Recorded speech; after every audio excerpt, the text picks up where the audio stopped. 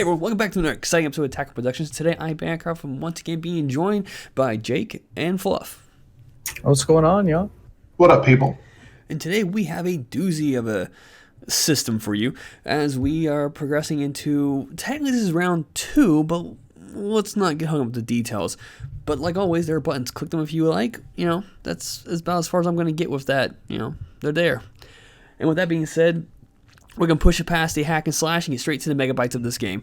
I have Fluff playing the Trunks SS2 leader, and Jake is playing the skillless Gohan leader. Take it away, guys. I really wanted to try out this blue-yellow skill list that's been going around. I'm missing a few of the cards for the list, but I was still pretty excited to jump in and try things out. And then Baycroft also graciously lent me a few of the cards I needed to. I'm not using them right now. It's such a solid defensive, resilient engine, though, right? Like, the blue-yellow just lends itself. Like, Aegis is such a good, underrepresented skill. It's just completely good. I love that deck. I can't believe it's taken this long for anyone to find it. And, like, kudos to Paladino for, piloting out. And, like, I was really excited to see what you came up with. Yeah, it reminds me a lot of Surge Coup, to be honest. The way you're dropping cards with Aegis and then drawing cards and picking cards back up with the leader effect and getting a lot of free value that way. Yeah, absolutely. So this is set 10 Trunks. I think I messed around with this a little bit right as set 10 came out. And now that we finally have the expansions, I really wanted to test this leader out with this one drop. Now, in the profile that I did, someone commented and said, like, hey, why not Tapion? I don't have the Tapions yet, and I think they're just a little too expensive at this time to just play this deck. Like, I don't see myself playing this deck a ton. It's a little too high variance, and it's pretty easy to play around, especially now that the format is moving into this arrival-based format where almost all of the deck's removal is bounce. And it makes games against Arrival or EX Evolve based decks grindy as all hell. Oh yeah, especially that EX Evolve where they just go and put the card back on top. Like, right, bounce is just not a great solution there. Yeah. Yeah, but the deck is a ton of fun to play and has, like, you can really control when you want to ramp based on the cards that are in your hand. So the deck is incredibly high variance, but thankfully draws and moves its resources quite a bit. So thankful for that. And you get a lot of value out of your life too. Yeah, the life is a ton of value. So you mentioned that you were missing a couple things for the Gohan engine. What specifically were you lacking that you think you would want to add to this to make it a little more complete, if you will? So there's a few of the higher dragons, which Bancroft let me borrow, that I comboed with last turn, where it lets you play a couple skilllesses during your opponent's turn. Of course, like, I need a couple more of these Vegetas as well. I'm only running 2, and I'd like to run 4 of these. They're just a good option to help kill opponents. Best yellow unison in the game. Oh yeah, it's so solid. And then there's just not much else really. I need Vegetas, I need higher dragons, and then there's a couple cards I'd like to test out in this list as well, but yeah. I really don't think they're that necessary after playing this version of the list. Got a quick question about the Vegeta Unison. That kind of hurts if you were to have on the board when you combo with the higher dragon on your opponent's turn. Do you agree with that? Like, at the same time it's slowing your opponent down, doesn't it also slow you down? No. You're thinking of the leader, the Topo leader. It doesn't have any restrictions. Yeah, that's right. That's right. It just stops. Okay, that's right. He's just all gas in this list. Jake opted to not do the -1 on the Vegeta there. I don't know if it was a misplay. But I was super afraid that he was going to do that because I knew that I wanted to play the Bardock this turn if possible, and I would be on 5 energy. If I paid the 2 for the Bardock to EX Evolve from my life, I knew that I wasn't going to be able to attack with the Bardock had he -1. Because it would have... The Bardock costs 4, right? It's a 5 cost. He's 5 cost. Oh, okay. See, I thought the Bardock cost 4, and the -1 on the Vegeta would have been pointless anyway. So yeah. No, I was so thankful that you didn't. And I wanted to put it to 1 just in case you were running Vegeta Prideful Transformation.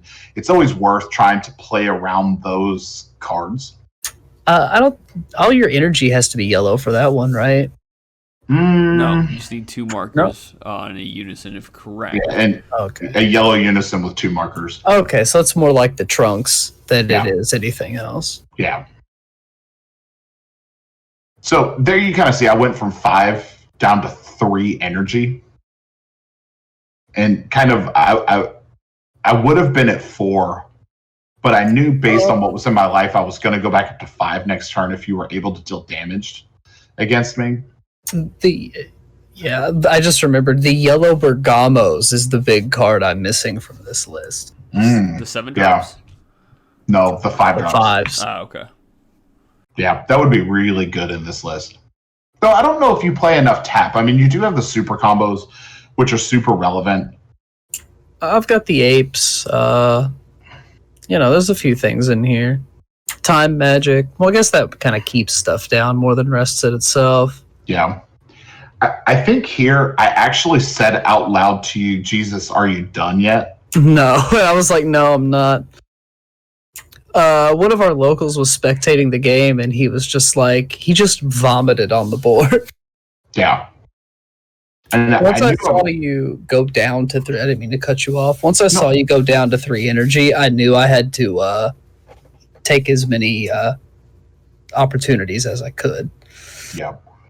The hit there really hurt because, I'm not so much worried about taking that damage. I'm more worried about not being able to awaken. And real quick, Fluff's have to call out the super combo on the board. It will go away in a second. Yeah. For some reason, both you all did that this game. Yeah, we do that sometimes. The force of habit. Especially if you blow up on the field. So, it's just really... I knew I was going to take 3 damage here, which gets me another blocker on the field, gets me to ramp up, and then I get a mystery charge. So I think the one thing that I really regret was not being able to bounce the Bojack back to hand. Yeah, having barrier really helped me out there. One thing that I kind of noticed while we were playing over this, so I get to ramp 2, so I'm going to go up to 6 on my turn, which is really good.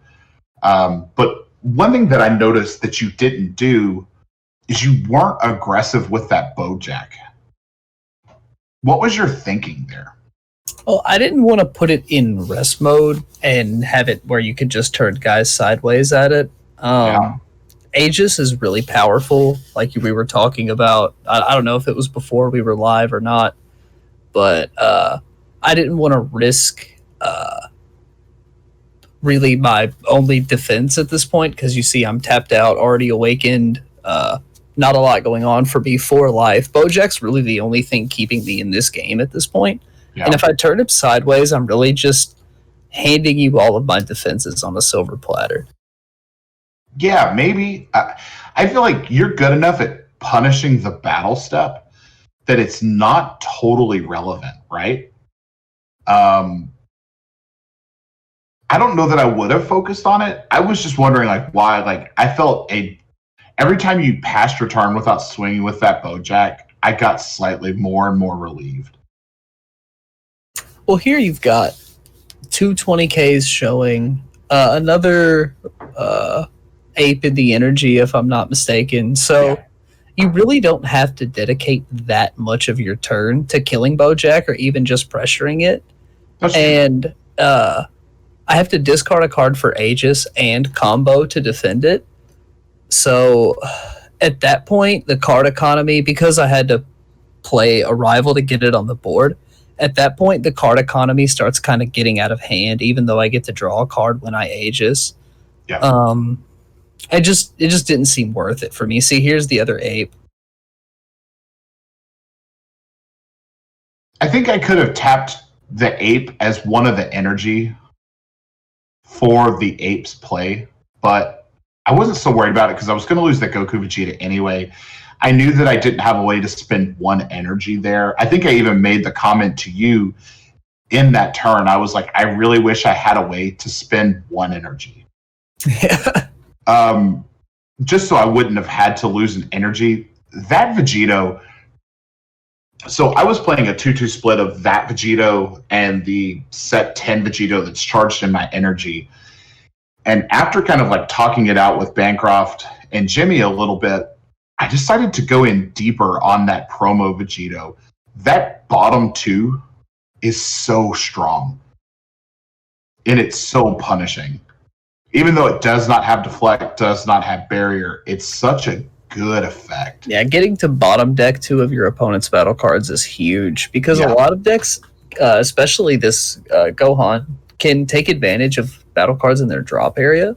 Yeah. And putting them to the bottom of the deck not only removes them from the board, but effectively, without a shuffle effect, denies access to them for the rest of the game.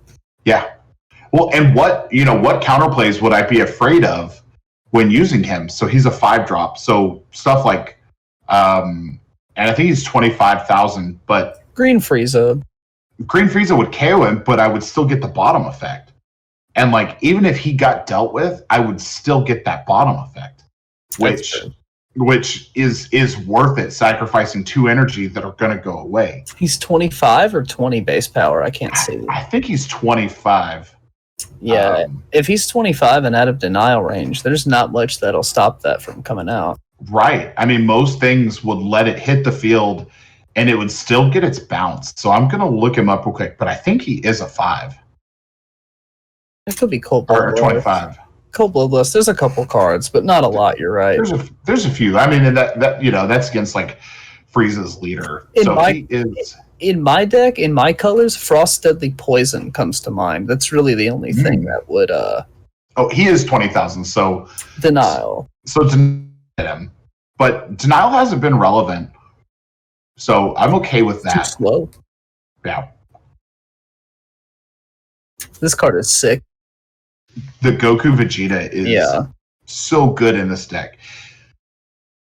I went on ahead and made sure to get my playset of these because I see this being a really good tech choice for any blue Saiyan leader because it negates an attack and then it either absorbs one of your opponent's attacks or your leader gets plus 5k for the turn. So it is kind of a negate 2, or your opponent thinks they can beat you despite the 5k boost. And if they ignore it and start going into like your leader or your unison or other battle cards and just let it sit on the field, it's a fusion piece for Vegito. So it can count as either the Goku or Vegeta, which is really good. Yeah, we've been seeing more and more support for those older Vegito decks as time goes on as well. Blue has just... we were talking at the shop last week, and one of our locals, Nick, who's been on the channel before, said, like, I don't think there's really a weak color right now. There's just colors that are underrepresented. Yeah. And I think that's very true. Like, every color has strong stuff they can do. Like, I just played a Secret Rare for 1 energy. You know, like... Every color has strong things they can do. And absolutely. It's really just about how many hours the top players have put into a particular deck to completely optimize it. Yeah. And that's kind of the beauty of Dragon Ball. I didn't mean to cut you off. No, I'm just agreeing with you. There's too many good leaders, too many good archetypes right now for everything to be completely optimized. Yeah, I think things that could also be misconstrued as a problem right now are also like they are hidden by the fact that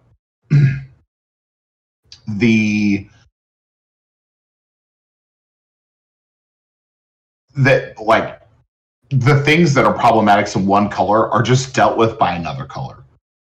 So, like, you know, the things like, I know we talk a lot about how we think green is a problem, but is green really a problem? Because, like, it's balanced by red. So real quick, I know Jake, you're gonna talk about it in a second. Baby Golden Avenger, when it's played, you choose one of your opponent's battle cards, and barrier, and you place it at the bottom of the owner's deck. Mm-hmm. It looked like you chose the Shinron there. Yep. And it looked like Jake put it in his hand. Yeah, so not only can the Shinron not be removed from the board, but I put it in the wrong place when Golden Avenger hit it, even if the effect went off correctly. Oh my gosh. Okay. So this Shinron is all messed up. Yeah. We caught it after the battle. You know, instead of hitting the Shinron, I hit the Goku hit, which would have alleviated a little bit of your pressure. Now, here's the thing I will point out, though. Shinron does have the activate auto. When this card activates blocker, you neg it by 5,000. Yeah. So, if you would have blocked with Shinron instead of taking the triple strike, potentially. Most likely, yes. And then saved your negates when you needed them. Now, the question is, could have Fluff comboed up? Could you have comboed up? You know, it gets so tricky where that secret rare falls into place now. Like, and how would it affect the game from here on out? It throws a pretty big cloud over the game, but honestly, I think Fluff's list is strong enough, and he's a good enough player that even though I put it in the wrong place, even though it can't be removed, even though it's completely muddled this game, I still think if he puts the Goku hit in my hand and sends on the board, I still think he's a good enough player to navigate around that repeating blocker. Mm-hmm. And I think even then, I could have put Bojack back in hand with Baby Ape too, because I believe he does ignore barrier, if I'm not mistaken. I'm checking that. Oh yeah, it would have bottom decked Bojack, which would have slowed down a lot of Jake's defensive plays, and maybe not have kept him like so able to Bardock Ape or Bardock negate twice.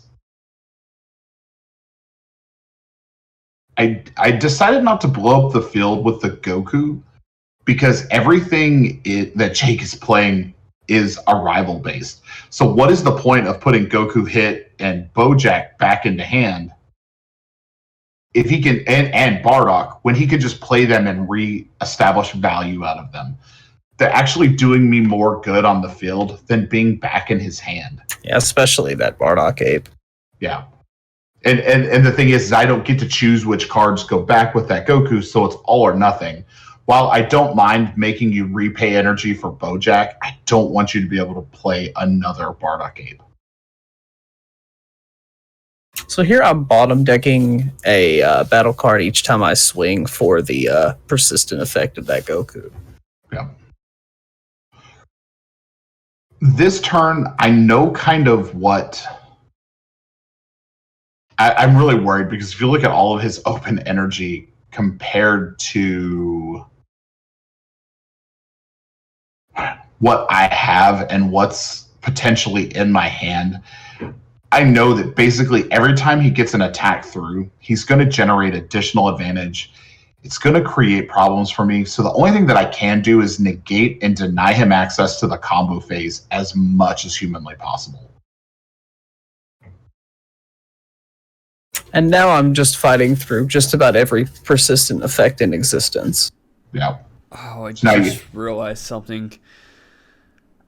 Oh, I just realized something that would have changed the game again. What is it? You'll see it when it comes up. Oh, okay. I do want to ask real quick, because it's kind of hard to tell from your drop where it's located. You were playing those skill lists from your drop, right? Right. Cool. It was hard for me to tell when I was looking back over the video. I'm like, I don't know if he did or didn't, because how close I'm trying to get to maximize the screen. Yeah, it's the same dragon over and over again. I'm just recurring it. Yeah. Just so great. It really is. I felt extremely pressured here because like he pays 1 for Unison, swings with Unison, and then does like -1 on the Unison to play another skillless. And I know that if he gets a swing through here, I'm potentially dead because he's going to combo out. Like he actually paid 2 energy to put a Beerus, the Fickle God, on the field just to swing with it. Like,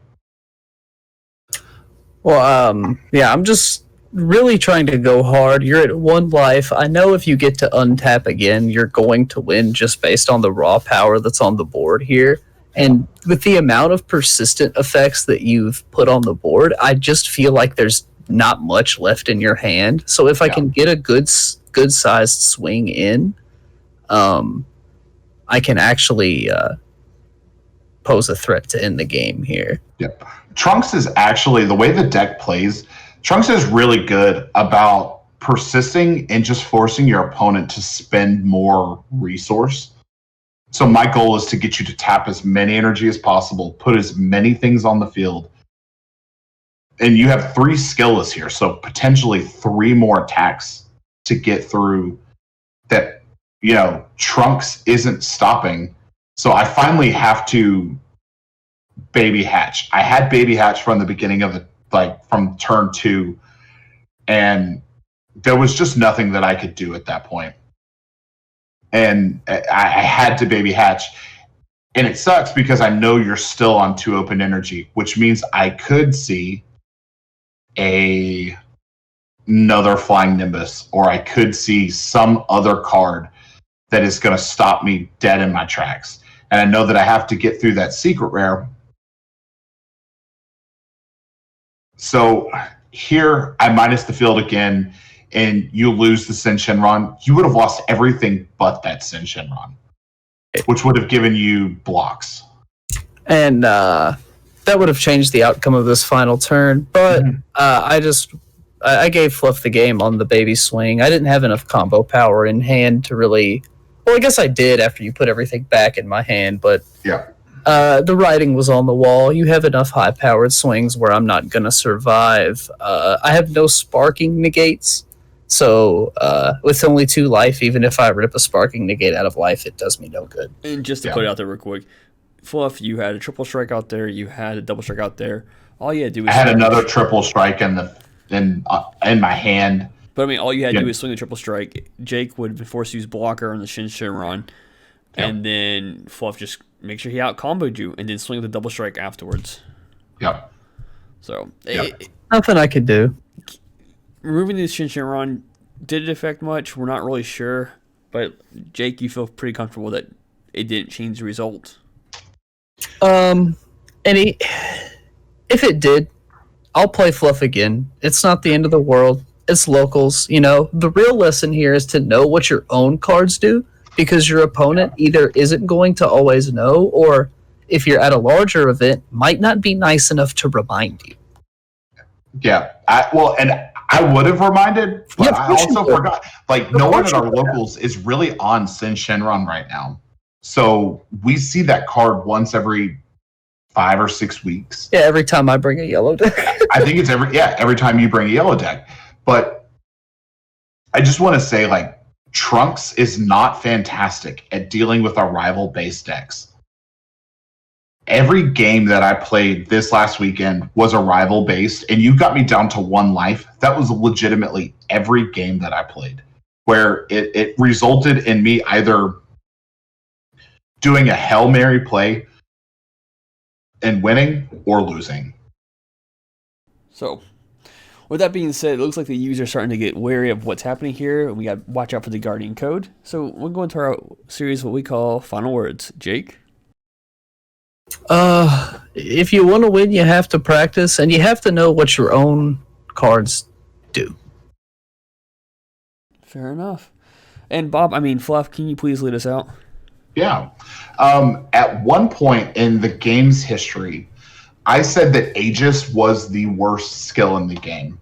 I would like to formally take this opportunity to recant my statement and substitute that statement with Heroic and Villainous are the 2 worst skills in the game. Villainous is the worst skill in the game. So that being said, hands down. Sound like you're rebooting what you said earlier. Yeah, almost like I was rebooting. Like, it was never that way. Read your cards, know your plays. Like always, fluff out.